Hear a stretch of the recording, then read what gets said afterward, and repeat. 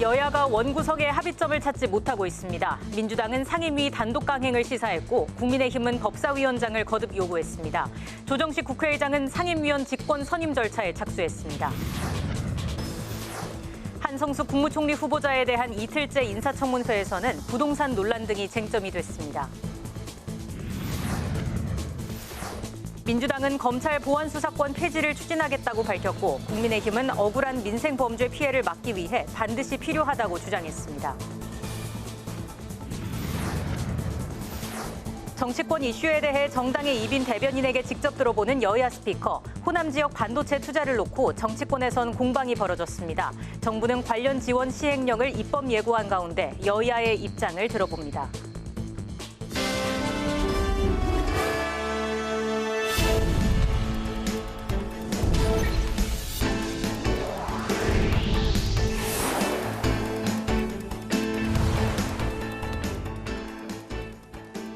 여러분 안녕하십니까? 6월 26일 금요일 국회 라이브 6 시작하겠습니다. 오늘 뉴스는 한성수 국무총리 후보자 인사청문회 중계방송으로 늦게 시작합니다. 여야의 원구성 협상이 마지막 시한인 오늘까지 결국 파행되면서 국회가 다시 한번 대치 국면으로 접어들었습니다. 더불어민주당은 이번 달 안에 상임위 구성을 끝내겠다고 통보한 반면 국민의힘은 협박 정치라며 강력 투쟁을 예고했는데요. 조정식 국회의장은 결국 상임위원 직권 선임 절차에 착수했습니다. 첫 소식 강민지 기자입니다. 조정식 국회의장이 제시한 상임위원 명단 제출 연장 시한인 오늘 정오를 넘겼지만 국민의힘은 법사위원장 반환 없이는 명단을 낼 수 없다며 끝내 제출을 거부했습니다. 야당 법사위원장이라는 제어 장치가 없으면 민주당 법사위 강경파 의원들은 졸속 입법으로 민생범죄 수사 기능을 불가역적으로 망가뜨릴 것입니다. 반면 민주당은 국민의힘이 국회를 멈춰 세우고 민생을 인질로 잡고 있다며 강하게 반발했습니다.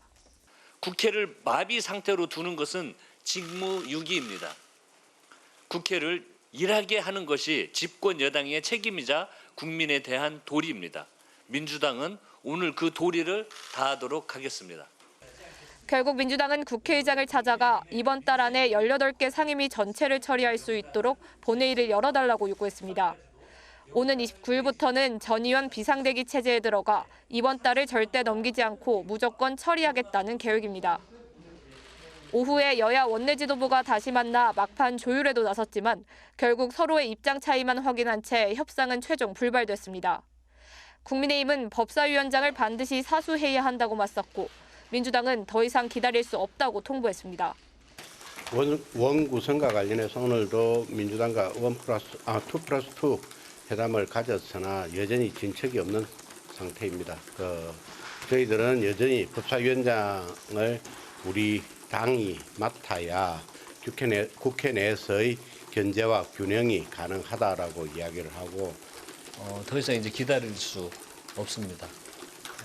그래서 통보를 했고 저희들은 월요일 날 의원총회를 열고 전 의원 비상대기를 통해서 반드시 이번 달 안에 처리를 하도록 하겠습니다.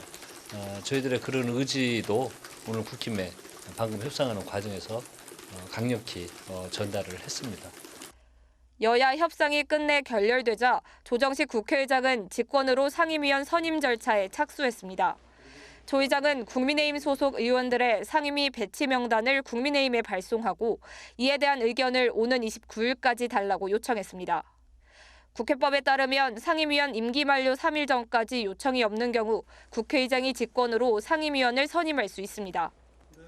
조 의장 측은 이번 명단 배치가 최종 확정은 아니며 의견을 충분히 듣겠다면서도 이미 2차례나 충분히 기회를 준 만큼 이번 달 안에는 반드시 원구성을 마쳐야 한다는 강한 의지를 보였습니다. 여야가 주말까지 원구성 협상의 여지는 열어뒀지만 국민의힘 핵심 관계자는 여야 입장이 너무 강경해 진도를 나가기 어려운 상황이라고 분위기를 전했습니다. 국회 방송 강민지입니다. 국회가 한성숙 국무총리 후보자에 대한 청문회를 이틀째 진행했습니다. 국민의힘은 부동산 관련 의혹을 집중 제기했고 민주당은 청년, AI 정책 등 역량 검증에 집중했습니다. 보도에 김지수 기자입니다. 국민의힘은 오늘도 한성숙 후보자의 부동산 관련 의혹을 집중 질의했습니다. 김희정 의원은 한 후보자가 오피스텔을 시세보다 3분의 1 저렴한 수준으로 지인에게 임대했고 팔 때도 헐값에 매매했다고 지적했습니다. 강승규 의원도 대가성 특혜 등이 의심된다고 주장했습니다. 후보자하고 도대체 어떤 관계이길래 이렇게 헐값 매각, 대가성 특혜 제공이 있는지가 궁금하고, 그분을 통해서 어떤 한성숙 후보자가 기업인이고 할 때 네트워크 형성될 수도 있구나, 그런 네트워크에 대한 답례로. 민주당은 국민의힘이 억측으로 시간을 낭비하고 있다고 반박했습니다. 그러면서 청년 정책과 AI 등 한 후보자의 역량 검증에 집중했습니다. 특히 청년 고용 문제는 경기 변동이나 개인의 노력 부족이 아니라 AI 전환과 같은 구조적 문제에 기인하고 있다고 지적했습니다. AI의 혜택은 고숙련 또는 고소득 직군은 많이 누릴 수가 있는데 이런 저숙련 직군에게는 오히려 더 위험한 상황을 만들고 있습니다. 정부가 나서서 또 대기업과 모두 다 나서서 함께 도와야 되는 문제라고 생각하고 있습니다. 이번 주부터 신청을 받고 있는 청년 미래적금에 대해 언급하면서 내년에 출시 예정인 청년형 ISA의 문제점도 지적했습니다. 이자와 배당소득 일부의 비과세 혜택 등을 주는데 청년 미래적금과 중복가입이 불가능하다고 비판했습니다. 지금 90만 명이 지금 청년 미래적금에 가입했는데 그럼 청년형 ISA는 대부분의 청년들이 가입을 못하는 거지 않습니까? 이거 지금 조삼모사도 아니고. 한편 국무총리는 청문회를 마치면 인사청문 경과 보고서를 채택한 이후 국회 본회의에서 임명동의안 처리 절차를 밟아야 합니다. 민주당은 다음 주 안에 국무총리 인준안을 통과시키겠다는 입장입니다. 국민의힘은 한 후보자가 총리 후보자는 물론 중기부 장관직도 사퇴해야 한다며 맞서고 있는 상황. 총리 임명 동의안은 재적의원 과반 출석에 과반 찬성으로 처리할 수 있어서 국민의힘 동의가 없어도 민주당 단독으로 의결이 가능합니다. 여야가 총리 인준을 놓고 어떤 선택을 할지 주목됩니다. 국회방송 김지수입니다. 정부가 검찰 보안 수사권 폐지 입장을 밝힌 걸 두고 여야 공방이 오가는 가운데 더불어민주당은 형사소송법 개정을 검토하겠다고 밝혔습니다. 당 내부에선 당권 경쟁 속 신경전이 이어졌습니다. 김동희 기자입니다. 더불어민주당은 검찰 보안 수사권 문제를 다룰 형사소송법 개정을 서두르겠다고 강조했습니다. 검찰 보안 수사권 폐지가 정부 최종 입장이고 별도 정부안을 국회에 제출하지 않겠다는 김민석 국무총리의 발표와 관련해 입장을 낸 겁니다. 검찰청 폐지와 공소청, 중수청 출범이 올해 10월로 다가온 만큼 검찰 개혁의 마지막 단추인 형사소송법 개정은 초일기 과제입니다. 한병도 당대표 직무대행은 검찰개혁 의지를 멈춘 적이 없다며 신속히 마무리하겠다고 강조했습니다. 민주당은 형사소송법 개정 내용 검토에 착수하겠습니다. 그리고 원 구성이 마무리되는 즉시 개정 절차에 곧바로 돌입하겠습니다. 최고위에선 정청래 전 대표가 SNS에 보안 수사권 전면 폐지와 관련해 정부안을 제출하지 않기로 한 게 시간 끌기용 꼼수가 아니길 바란다고 올린 글을 두고 신경전이 벌어졌습니다. 강득구 최고위원은 당의 혼선과 무책임한 대통령 흔들기를 되풀이하며 보안 수사권 문제를 선명성 경쟁 도구로 활용해선 안 된다고 말했습니다. 문정복 최고위원은 보안 수사권 폐지에 당권 주자들이 적극 합의했다며 정부안이 없으니 국회가 역할을 해야 한다고 강조했습니다. 이런 가운데 민주당은 오는 8월 17일로 예정된 전당대회 준비위원장에 4선의 이하경 의원, 선거관리위원장에 3선의 소병훈 의원을 선임했습니다. 조승래 사무총장 사퇴로 공석이 된 당 사무총장직은 유동수 의원이 8월 전당대회까지 맡기로 했습니다. 국회방송 김동희입니다. 국민의힘은 정부가 보안 수사권 폐지로 입장을 정한 데 대해 국정 운영보다 당권 투쟁을 더 중요하게 생각한다고 비판했습니다. 국민의힘이 주최한 반도체 정책 간담회에서는 정부 여당이 호남 반도체 클러스터 구축을 무리하게 추진하고 있다고 지적했습니다. 한규미 기자가 보도합니다. 국민의힘은 김민석 총리가 검찰 보안 수사권 폐지를 정부 입장으로 밝힌 데 대해 명청대전 승리를 위해 보안 수사권을 포기한 것이라고 강하게 비판했습니다. 정점식 원내대표는 보안수사권은 민생범죄 피해자들의 억울함을 풀기 위해 반드시 필요하다고 주장했습니다. 이재명 대통령도 보안수사권의 부분적 존치 필요성을 역설한 바 있습니다. 보안수사권 전면 폐지는 정치적 구애에 불과하며 폐지에 따른 세밀한 보안 입법과 시행령을 마련해야 합니다. 정 원내대표는 정부안을 국회에 제출하지 않겠다는 건 정부 스스로 국정 책임을 포기한 것이라고 지적했습니다. 국민의힘은 전문가와 함께 반도체 정책 간담회를 열고 정부의 호남 반도체 클러스터 추진을 비판했습니다.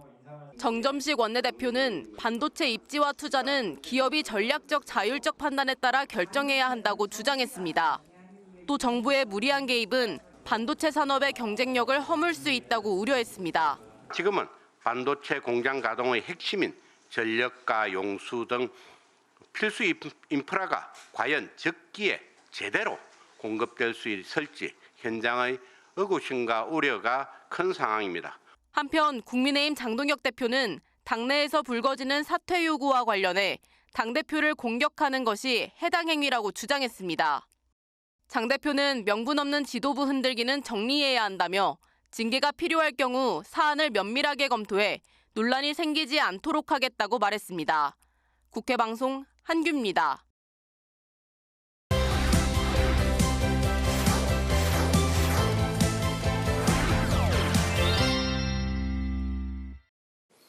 네, 한 주간의 이슈를 살펴보는 주간 이슈픽 국회 방송의 김희연 기자와 함께합니다. 김 기자, 어서 오십시오. 안녕하세요. 네, 첫 번째 이슈픽 살펴볼까요? 투표용지 사태, 풀어보겠습니다. 네, 6.3 지방선거에서 일어난 투표용지 부족 사태의 후폭풍이 계속되고 있는데요. 이번 주부터 진상규명을 위한 본격적인 국정조사가 시작됐습니다. 네, 투표용지 부족 국정조사특별위원회가 중앙선거관리위원회로부터 이번 사건에 대한 보고를 청취했죠. 네, 그렇습니다. 위철한 중앙선거관리위원장 직무대행은 국조특위에 참석해 이번 투표용지 부족 사태에 대해 사과했습니다. 먼저 위 직무대행의 사과 발언부터 들어보시죠. 당연히 보장받아야 할 소중한 참정권을 행사하는 과정에서 투표용지 부족 사태로 큰 혼란과 불편을 겪으신 유권자 여러분께 진심으로 사죄의 말씀을 올립니다. 네, 국조특위에서 나온 이번 사태의 원인, 좀 어떤 걸 꼽을 수 있을까요?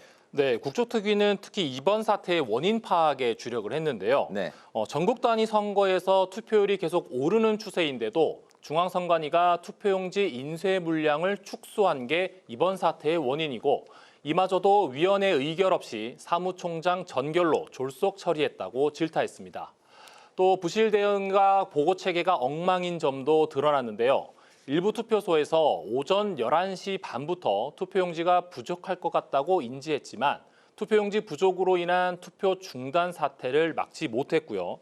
또 오후 4시 넘어 투표 중단 사태가 벌어졌는데도 선관위는 오후 5시 이후에 상황을 공식 인지했다고 밝히면서 보고 체계가 전혀 작동하지 않았습니다. 관련 발언들 이어서 들어보시죠.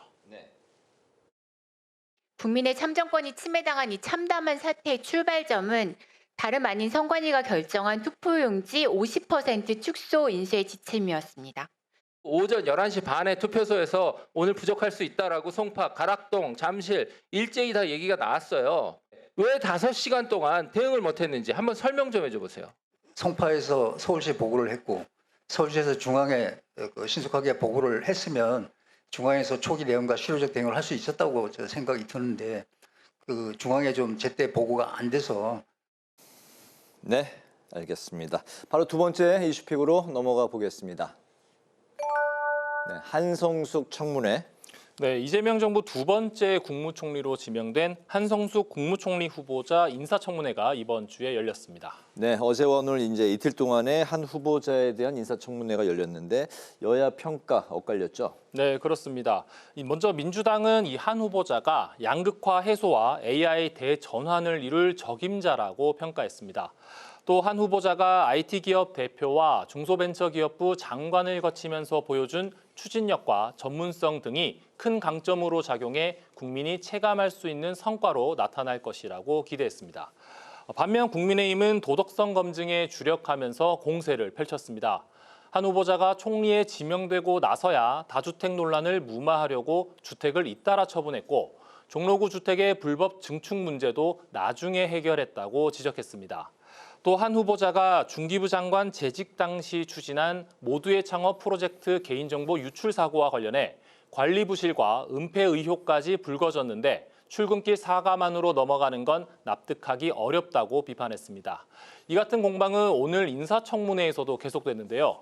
한 후보자의 오피스텔 지인 헐값 매각 의혹을 두고 공방이 벌어졌습니다. 야당은 영부인의 미용을 담당한 임차인에게 한 후보자가 시세보다 5억 낮은 헐값에 넘기면서 대가성 특혜 제공이라고 비판한 반면 여당은 초등학생도 하지 않을 수준의 비약과 억측이라고 반발하면서 여야 의원들 간 고성이 오고 갔습니다. 네, 알겠습니다. 자, 마지막 세 번째 이슈픽 살펴보겠습니다. 여야 개파 갈등. 네, 더불어민주당은 이 당권 경쟁이 본격화되면서 개파 간 신경전이 치열한 상황이고 국민의힘은 장동혁 대표의 거취 문제로 내홍을 겪고 있습니다. 네, 민주당이 이제 8월에 전당대회를 개최하고 이번 주부터 유력 당권 주자들이 움직이고 있네요. 네, 그렇습니다. 이번 전당대회에 정청래 전 대표가 나올 것이냐 안 나올 것이냐가 이제 주요 관심사였는데요. 이 정 전 대표는 지난 24일 최고위원회의에서 당 대표직을 내려놓는다고 밝혔습니다. 이를 두고 사실상 연임에 도전하겠다는 해석이 나오고 있습니다. 특히 정 전 대표는 사퇴 후에 당심 잡기에 주력하는 모습인데요. 이 노무현 퀴즈라고 강조하는 한편 문재인 전 대통령을 찾아가 대화를 나누기도 했습니다. 또 전북에 이어 오늘은 충남 지역을 돌며 민심을 청취하는 등 당권 경쟁을 준비하는 모습입니다. 다음 유력 당권 경쟁자는 김민석 국무총리인데요. 두 사람은 보안수사권 폐지를 두고 신경전을 벌였습니다. 정 전 대표는 보안수사권 완전 폐지를 주장하며 당내 강경파의 민심 잡기에 나섰는데요. 그러자 김 총리도 앞서 정부가 제한적인 보안수사권을 남기는 신중론 대신 보안수사권 폐지를 정부의 기본 입장으로 정리했다고 발표했습니다. 이 같은 김 총리의 발표가 당권 경쟁에서 선명성을 더 부각하려는 의도로 해석됩니다. 네, 민주당 살펴봤고 국민의힘에서는 장동혁 대표 거취 문제로 갈등을 겪고 있는 상황이에요. 네, 그렇습니다. 이 6.3 지방선거 패배 책임론이 불거지면서 이 장 대표의 거취 문제가 수면 위로 떠올랐었는데요. 이 장 대표가 최근 건강 악화로 병원에 입원하면서 잠시 소강 상태를 보였다가 지난 24일 퇴원 후 당무에 복귀하면서 다시 내홍이 불거졌습니다. 임기가 1년 정도 남은 장 대표는 계속해서 임기를 채우겠다는 입장을 고수하고 있는데요. 당무에 복귀하는 날도 당대표의 거취는 당원들이 결정할 문제라며 사퇴 요구를 거부했습니다. 당내 쇄신파들은 이 장 대표가 계속 버틴다면 재신임 절차를 밟으라고 요구했고 나아가 비대위 전환이나 조기 전당대회로 당을 쇄신해야 한다고 주장했습니다. 그러자 오늘 장 대표가 오늘 강경책을 내놨는데요. 약장수처럼 당대표 사퇴를 요구하면서 흔들기를 하고 있다며 미뤄진 징계 요청을 추진할 때가 됐다고 말했습니다. 향후 이 징계 절차에서 대상과 수위에 따라 개파 간 갈등이 더욱 심해질 것으로 전망되는 대목입니다. 그렇군요. 오늘 주간 이슈픽은 여기까지 듣겠습니다. 국회 방송의 김희연 기자와 함께했습니다. 말씀 고맙습니다.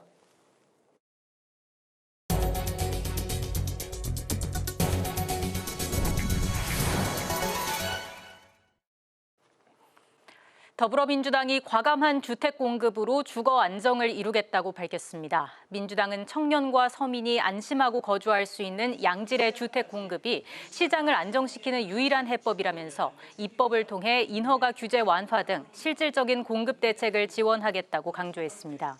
이어 당정이 하나 되어 특단의 대책을 만들겠다며 관련 법안의 신속한 처리를 위해 야당도 적극 협조해 줄 것을 당부했습니다. 국민의힘은 이재명 대통령이 언급한 선택적 모병제 도입을 즉각 철회하라고 밝혔습니다. 국민의힘은 논평에서 북한의 핵 위협이 고도화되고 북중러의 군사적 밀착이 한반도의 안보를 압박하는 시기에 선택적 모병제를 도입하는 건 국가 안보를 도박판에 올려놓는 행위라고 주장했습니다. 이어 이 대통령을 향해 국가 안보를 정권의 정치 실험장으로 전락시키지 말고 책임 있는 국방 대책을 제시하라고 촉구했습니다. 조정식 국회의장이 김구 선생의 뜻을 이어 민생을 지키는 국민국회를 만들겠다고 밝혔습니다.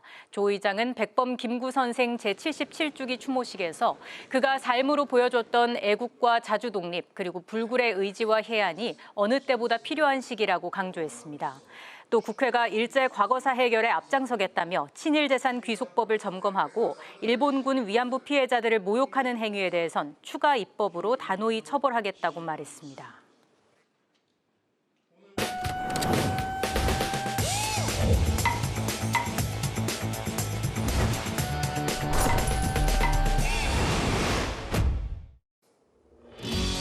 국회 속 다양한 이슈를 알기 쉽게 쏙쏙 뽑아 전해드리는 신동진의 국회 속.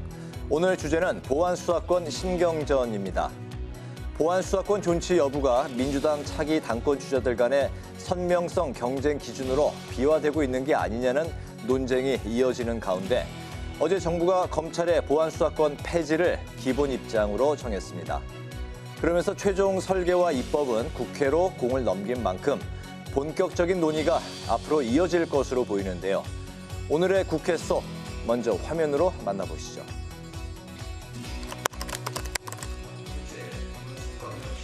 보안 수사는 안 하는 게 맞는데 나중에 악용될 여지가 없는 아주 예외적인 그런 경우에까지 다 봉쇄해 놓으면 나중에 문제가 생길 수 있겠다.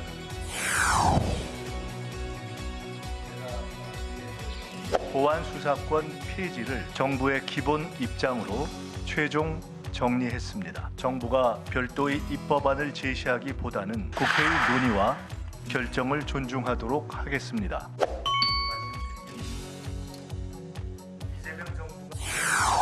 차일피일 미룬다는 것은 사실상 안 하려고 하는 거 아니냐. 따라서 정부 안을 오늘이라도 국회에 제출하십시오. 이걸 자꾸 내세우면서 주장하는 것은 이걸 정치 구호화하면서 표를 모으기 위한 행동으로 보여지거든요. 이것은 편가르기라고 보여지기 때문에 좋은 모습이 아니다. 이처럼 정치권에서는 검찰 보안 수사권 폐지를 둘러싼 이번 논쟁을 민주당 차기 당권 주자인 정청래 전 대표와 김민석 총리 간의 선명성 경쟁의 연장선으로 해석을 하고 있습니다. 두 사람 모두 보안 수사권 폐지에는 공감대를 형성하고 있지만 당내에선 처리 시점을 두고 이견이 있는 상황입니다. 친청계가 속도전을 강조하는 반면 친명계는 전당대회 이후 새 지도부에서 처리해야 한다는 입장인데요.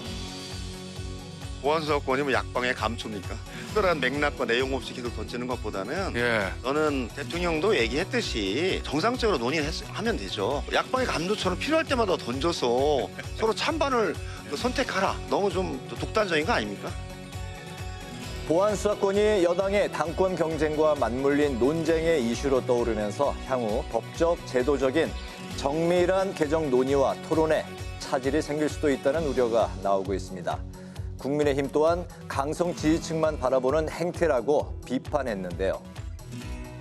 정부가 선택한 것은 국민의 권익도 형사사법 체계의 안정도 아니었습니다. 끝내 선택한 것은 개딸을 등에 업은 정청래 대표의 강경론이었습니다. 강성 지지층의 환호만 바라보며 폭주하고 있습니다. 당권 경쟁이 대한민국 형사사법 체계보다 더 중요합니까? 이번에 발표된 방침대로 여당이 강행 처리에 나서면 보안 수사권 폐지를 담은 형사소송법 개정안은 이르면 다음 달 국회를 통과할 수 있습니다. 검찰은 중대범죄수사청과 공소청이 출범하는 10월 2일부터 수사 권한은 없고 공소권만 갖는 기관으로 재탄생하게 되는 건데요. 범죄 대응 역량을 떨어뜨리지 않고 제도 개편에 따른 혼란 또한 최소화한 최종안이 정밀하게 만들어져야 할 것으로 보입니다. 지금까지 신동진의 국회 속이었습니다.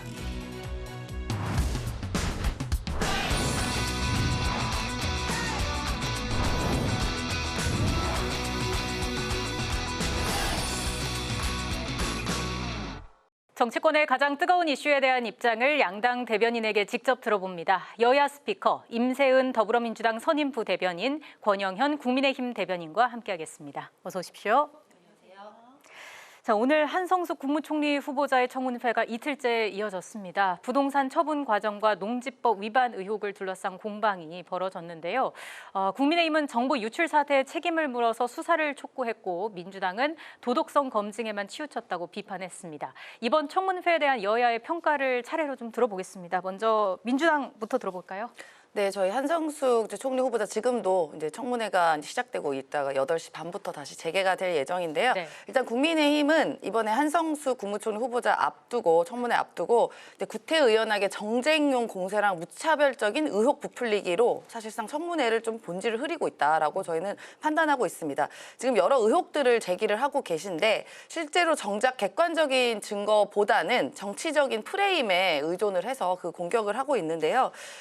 사실 이 총리라는 그 막중한 임무를 하기 위해서는 정책 비전이나 국정 운영 능력 이런 부분을 검증을 해야 되는데 사실상 정치적 공격에만 너무 몰두하고 있는 것 같아서 사실 저희가 좀 많이 안타깝다고 생각이 됩니다. 예. 뭐 예를 들어서 성남FC 광고비 사안이나 임대비 뭐 이런 거 의혹은 이미 후보자 그 중소벤처기업부 장관 후보자일 때 이미 검증을 다 했던 사례이고 그게 문제가 법적으로나 절차적으로는 없다는 사실을 수차례 투명하게 밝혀왔습니다. 그러니까 더 이상 이제 이 논란을 사골국 골마내듯 우려내듯이 이제 의혹을 반복하는 건 그 야당의 그 책임 있는 자세가 아니다라고 저희는 생각합니다. 정치적 프레임이라는 말씀을 해주셨거든요. 어떻게 좀 평가를 하실까요, 청문회?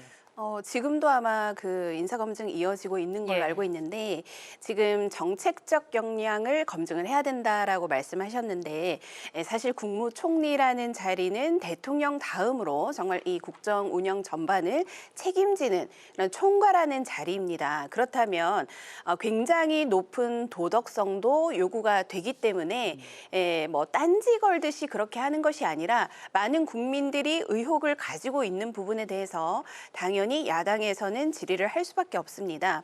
사실 이 한성숙 후보자의 이제 첫 번째 저희가 이제 국민들이 좀 황당했다라고 짚어보는 부분이 바로 그 음란물 유포라는 그 전과 이력입니다. 여성인데 이런 이력이 있다고 해서 사실 많은 국민들이 좀 놀랐고요. 그리고 지금 오늘 또 주의 깊게 다뤄지고 있는 부분이 바로 이제 다주택을 처분하는 과정, 네. 그리고 농지법 위반 의혹, 그리고 재산 형성 과정 이런 부분에 대해서 지금 자료 제출이 매우 부실하다라고 지금 말씀을 드리고 싶고요. 이재명 대통령께서는 다주택자를 사실 지난번 저희가 추석쯤인가 방송을 했는데 이제 마귀로 표현할 만큼 강하게 비판을 해 오셨습니다. 그런데 정작 사주택을 갖고 있는 이 후보자를 지명함으로 인해서 이러한 논란이 더 불거질 수밖에 없다고 생각을 하고요. 청문회를 앞두고 급하게 주택을 처분하는 이 모습을 국민들께서는 왜 하필 지금? 이라고 의문을 가질 수밖에 없습니다. 그래서 의혹이 정말 없다면 자료를 충분하게 저희가 요구하는 자료를 제출을 해야 될 것입니다. 네. 그리고 증인 참고 같은 경우에도 지금 무산이 된 것으로 알고 있어서 이런 부분에서 좀 더 성실한 모습을 보여줘야 된다라고 말씀을 드리고 싶고요. 인사청문회라는 것이 항상 예전에 이해훈 후보자였을 때도 그렇고요. 그런 것들이 그냥 형식적으로 검증하고 넘어가고 이런 것이 아닙니다. 그때도 보셨듯이 국민들께서는 매우 날카로운 눈으로 보고 계시기 때문에 거기에서 이 검증을 거치지 못하면 아마 결격 사유가 되지 않겠나 이렇게 생각을 합니다. 그래서 형식적인 이런 통과 의식이 아니니까 좀 더 성실한 모습을 보여줘야 된다 이렇게 말씀드리고 싶습니다. 증인이나 자료 제출 문제 말씀해 주셨거든요. 어떤 말씀해 주실까요? 일단은 뭐 증인 같은 경우에도 가족과 주변인 심지어 이제 언니까지 이제 자료 그 증인을 신청할 만큼 너무 과도하게 신상 털기에 집중한다. 저희는 그렇게 보여지고요. 뭐 재산 형성 과정이나 이런 부분은 이분이 그래도 네이버라는 큰 회사의 대표였습니다. 그러니까 재산 형성 과정이 불합리하거나 불법적인 게 전혀 없습니다. 그냥 기업의 대표였던 거예요. 연봉이 많은 대표였던 것이죠. 예. 그렇기 때문에 이 부분에 대해서는 충분히 소명이 가능하고 다주택 같은 경우에는 이번에 그 장관 시절에는 안 팔다가 왜 팔았냐 하는데 사실 이재명 대통령이 다주택자에게 집을 모두 다 팔라고 하시는 게 아니거든요. 그냥 집이 다주택 갖고 계신 분들은 그만큼의 세금을 내고 그만큼의 뭐 세금이라든가 여러 가지 뭐 그 책임져야 될 것들을 하면 되지 그걸 누가 당장 팔으랬냐 이런 건데 전혀 아니고 그런데 총리는 이번에 이제 주택을 매매를 하면서 심지어 이제 그 시세보다도 아주 낮게까지 매매를 했고 또 그 매매 차익의 일부가 5억 원가량을 기부까지 했습니다. 그런 사례가 있었고 왜 팔았냐 하면 또 어쨌든 총리이다 보니까 그런 정부의 기존의 다주택자 팔자는 건 아니지만 어쨌든 1가구 1주택이 바람직하다는 기조가 있기 때문에 그 철학을 맞추기 위해서 매도를 했다라는 사실을 알려드리고 이제 8시부터 시작되는 이번 청문회에서는 보다 이 비전을 밝히고 국무총리로서의 역량을 좀 살펴보는 데 집중했으면 좋겠다라는 바람이 듭니다. 한 가지 말씀을 드리자면 사실 이런 후보자 검증할 때마다 이 전과 이력이라든지 지금 말씀하신 그런 주택 부분 정말 이 국민들이 갖고 있는 높은 이런 도덕적 기준을 충족하기가 이렇게도 어려운가 어떻게 이런 분을 굳이 추천을 할까 지명을 할까 이런 생각이 듭니다. 아까도 말씀드렸지만 그런 뭐 어떤 음란물에 대한 그런 전과 웬만한 여성분들이 참 갖기 어렵지 않겠나 그래서 좀 안타깝고요. 심지어 뭐 주변에 사실 여기 뭐 우리 대변인님이 총리를 하셔도 되지 않겠나 이런 생각이 들 정도로 주변에 인재들이 널렸는데 왜 꼭 이런 분을 추천을 하셨을까 그런 안타까운 말씀 드리고 싶습니다. 알겠습니다. 이제 뭐 인준 절차도 거치게 될 텐데 그 과정도 좀 지켜봐야 할 것 같고요. 민주당 이야기 좀 해보겠습니다. 당권 주자들이 검찰 개혁을 놓고 선명성 경쟁을 이어갔습니다. 김 총리는 보안 수사권 폐지를 정부 입장으로 하되 국회 논의를 존중하겠다 이렇게 밝혔는데요. 정청래 전 대표는 국회에서 폐지할 테니 시행령도 완벽한 폐지로 준비해달라 주문을 했습니다. 정부 발표와 여당 내 신경전 좀 어떻게 보셨습니까? 일단은 그 먼저 이제 민주당 말부터 저는 이제 듣는다고 생각을 했는데요. 네, 검찰 개혁은 사실 지금 이 민주당이 전당대회 앞두고 있지 않습니까? 저희가 생각할 때는 이 전당대회 용도로 좀 약간 활용되는 게 아닌가 이런 생각도 듭니다. 지금 김민석 총리는 검찰 보안 수사권을 이제 폐지를 정부의 입장인데 약간은 책임을 국회로 넘겼고 정청래 전 대표는 더 강하게 밀어붙이라고 압박을 하고 있습니다. 결국에는 더 누가 강성 지지층의 이 어떤 지지를 받을 수 있을 것인가 전당대회에 염두를 둔 그런 발언들인 거죠. 그래서 이 핵심은 검찰 보안 수사권의 본질이 지금 사라졌다라는 부분입니다. 이 보안 수사권은 검찰 권한을 늘리려고 하는 것이 아니라 경찰 수사의 미진한 부분을 바로잡고 억울한 피해자가 생기지 않도록 하는 것인데요. 이런 식으로 이제 정쟁에 활용이 되다 보면은 충분한 보완책이 없이 이런 법들이 이제 폐지가 된다. 그러면 결국 수사 공백이나 이 피해자에 대한 부분 누가 책임을 집니까? 결국에는 국민이 피해를 보게 됩니다. 그래서 이 형사 사법 체계가 민주당 전당대회나 당권 경쟁의 도구가 되면 안 된다. 이런 말씀 드리고 싶습니다. 전당대회용으로 활용이 되는 것 같다라는 말씀이시거든요. 저는 야당에서 충분히 그런 지적이 있을 것이라고 생각합니다. 충분히 타당한 지적이라고 보여지고요. 사실 대통령께서 이번 보안 수사권 관련해서는 충분한 논의와 수기를 하자라고 수차례 이야기를 하셨습니다. 왜냐하면은 일부에서는 이 보안 수사권이 없는 또 피해가 발생할 수 있고 그게 또 이제 우리 국민의 삶에 영향을 줄 수 있기 때문에 아주 완벽한 방법은 없겠지만 그래도 보완할 수 있는 방법을 국회에서 마련해보자고 수차례 이야기가 됐는데요. 그러다 보니까 이 보안 수사권이 이제는 찬반 논란으로 갔습니다. 마치 보안 이 수사권을 찬성하면 검찰주의자 혹은 검찰의 편이 돼버리고 보안 수사권을 폐지하면 마치 절대선인 것 같이 되는 그런 이상한 프레임이 사실 만들어진 게 저는 매우 안타깝다라고 생각되고 굉장히 중요한 문제인 만큼 특히 법에 이제 개정되는 만큼 저희가 조금 더 신중하고 또 건전한 토론이 있었어야 되는데 이게 자칫 대통령 말씀처럼 이제 오염된 주제가 돼버린 거죠. 오염돼서 정치적 이제 구호로 남은 것이 안타깝다고 저는 생각되고 있고 일단은 검찰 같은 경우에는 이제 수사권, 기소권이 완벽하게 분리가 됐고 이번에도 이제 공소청, 중수청으로 분리된 만큼 검찰의 수사권은 더 이상 없습니다. 없는데 이제 일부의 보안 수사권을 마련해보자는 취지로 대통령께서도 주문을 하신 건데 어쨌든 공이 국회로 넘어갔고 국회에서는 폐지로 당론을 만들었으니까 이제 정부는 따를 수밖에 없는 것이죠. 그래서 대통령께서 말씀하신 것처럼 굉장히 무서운 말씀을 하신 게 있는데 권한을 줬으니 책임도 지겠죠라고 얘기하셨으니까 저는 앞으로 이제 이 관련해서는 충분한 논의도 있을 거겠지만 그에 따른 책임도 전 국회가 당연히 짊어져야 된다라고 생각합니다. 정 전 대표가 그 재헌절 전에 매듭 짓자는 이야기를 했잖아요. 어떻게 될까요? 그러니까 국회의 시간인 것이죠. 이제 법사위가 아직 꾸려지지 않았고 원구성이 안 됐기 때문에 원구성이 이제 되면 속도는 빨라지지 않을까 싶습니다. 저는 더 이상 이 전당대회에서 이 보안 수사권 문제가 의제에 오르는 일은 없었으면 하고 바라고 있습니다. 네, 어떻게 매듭이 지어질지 좀 봐야 할 것 같고요.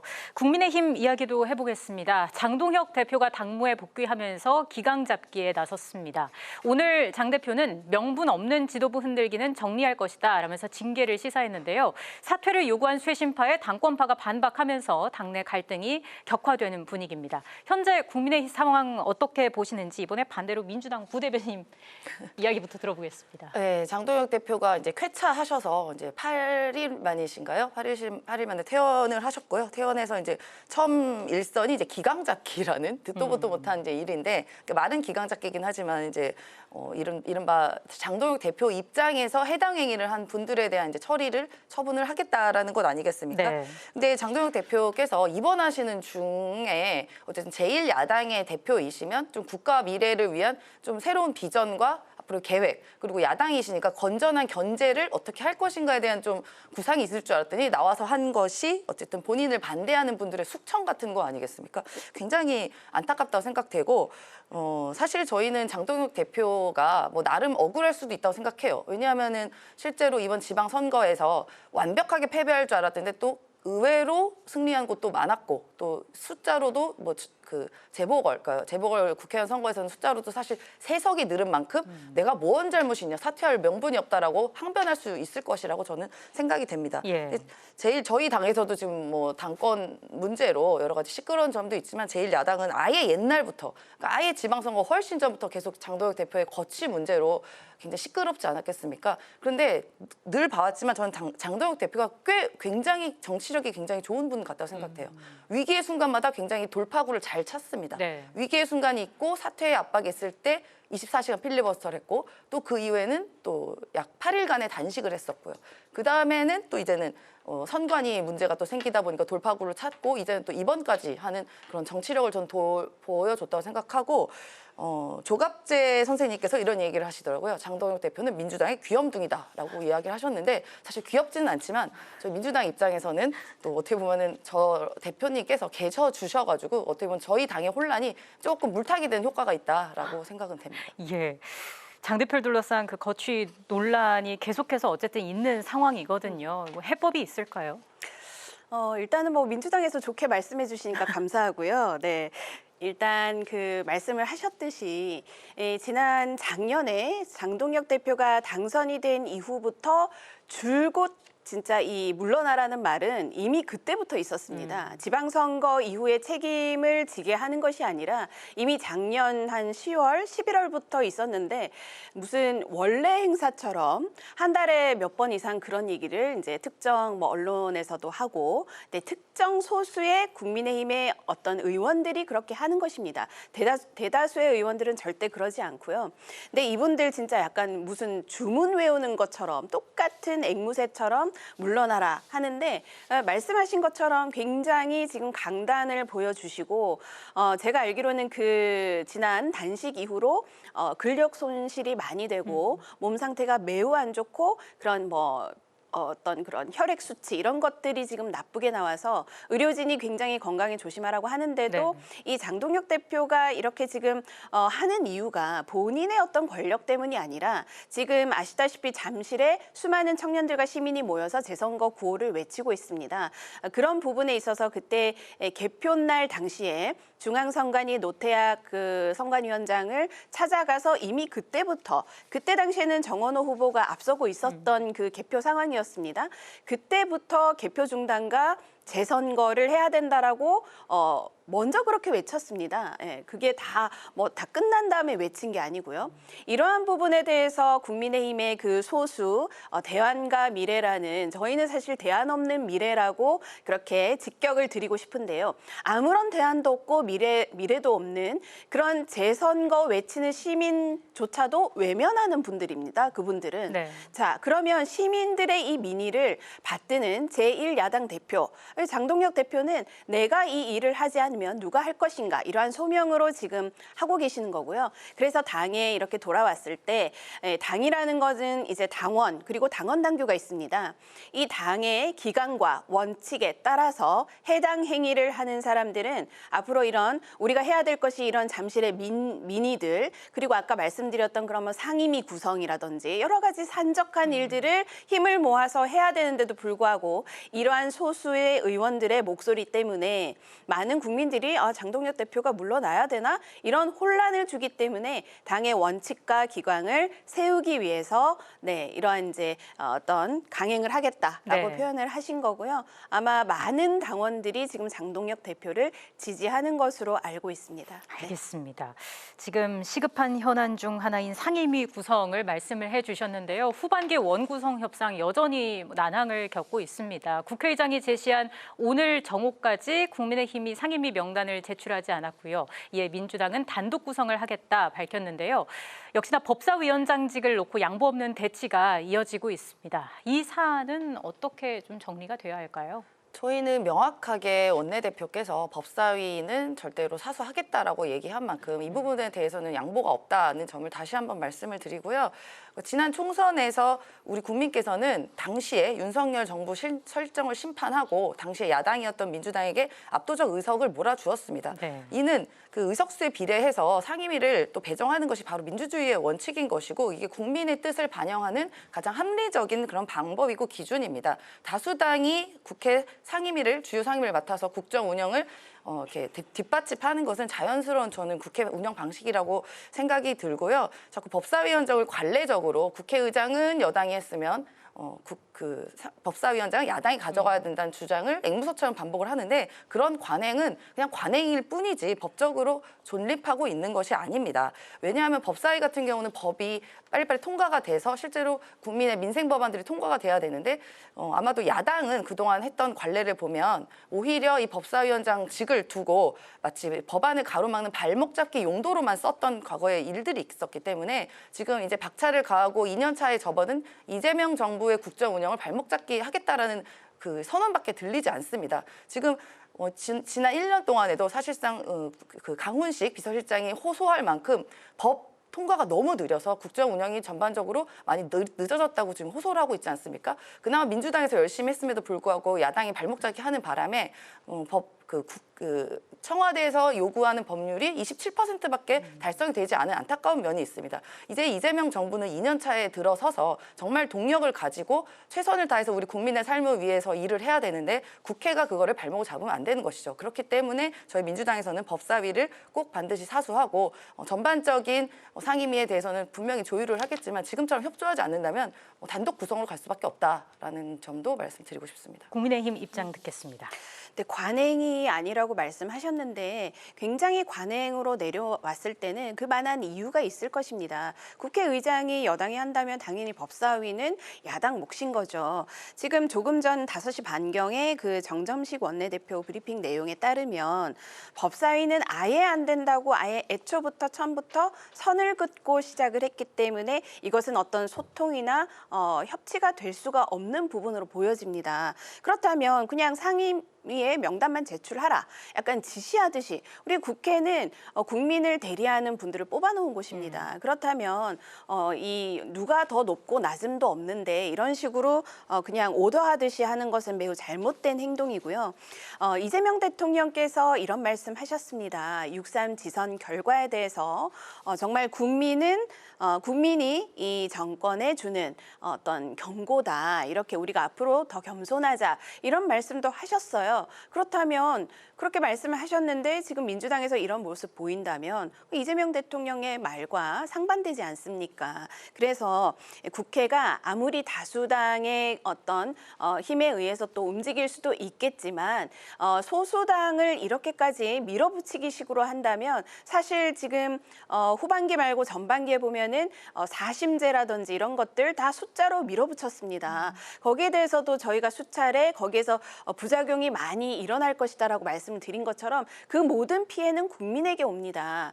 빨리 처리해야 될 법안은 빨리 처리해야 되겠지만 어떤 수기의 과정을 거쳐야 되는 것까지도 민주당이 숫자로 밀어붙인다. 그렇기 때문에 국민들께서 이번 지선에 이러한 경고의 어떤 메시지를 민주당에도 보낸 것으로 저희는 이해를 하고 있습니다. 그렇기 때문에 민주당은 좀 더 겸손하게 후반기 법사위원장에 대해서는 다시 한번 재고를 해야 될 필요성이 있다. 이런 말씀 드리고 싶습니다. 예, 워낙 팽팽한 상황인 만큼 협상이 될지 조율이 이루어지게 될지 계속 좀 봐야겠습니다. 마지막 주제에 넘어가 보겠습니다. 국회선 호남 지역 반도체 투자 문제를 놓고도 충돌이 벌어졌습니다. 삼성전자와 SK하이닉스의 호남행 소식에 국민의힘은 정치 개입이라고 반발했고요. 민주당은 사실 왜곡과 지역 갈등 조장이라고 맞섰습니다.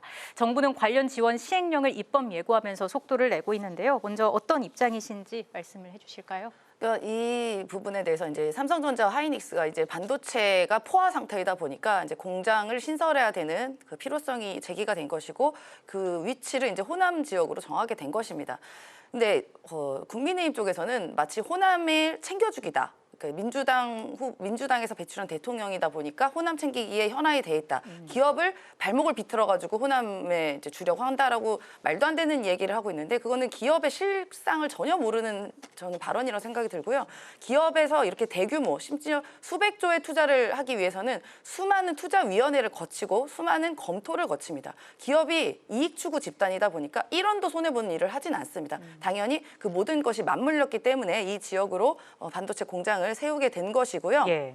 지금은 이제 AI 시대가 되면서 반도체 공장의 경쟁력이 이제는 노동력에서 실제로 안정적인 에너지 확보로 이동을 하고 있는 상황입니다. 지금 수도권 같은 경우는 이미 삼성전자와 SK하이닉스 그 추진 중인 용인 반도체 클러스터 때문에 사실상 수도권 전력이 완전히 포화 상태입니다. 그래서 당연히 수도권 쪽에서는 이 공장 부지를 찾을 수가 없는 것이고요. 반도체 공장 같은 경우는 또 엄청난 면적을 필요로 합니다. 지금 사실 전국을 다니다 보면 그 반도체 공장을 지을 만한 면적이 있는 곳이 호남이 거의 유일한 대안이고 또 면적뿐만 아니라 수십만 톤의 산업 용수가 매일 공급이 돼야 됩니다. 그런 가장 좋은 최적의 위치를 찾다 보니까 그곳이 또 호남인 것이고 그걸 가장 기업에서는 가장 합리적이고 가장 효율적인 곳을 찾은 겁니다.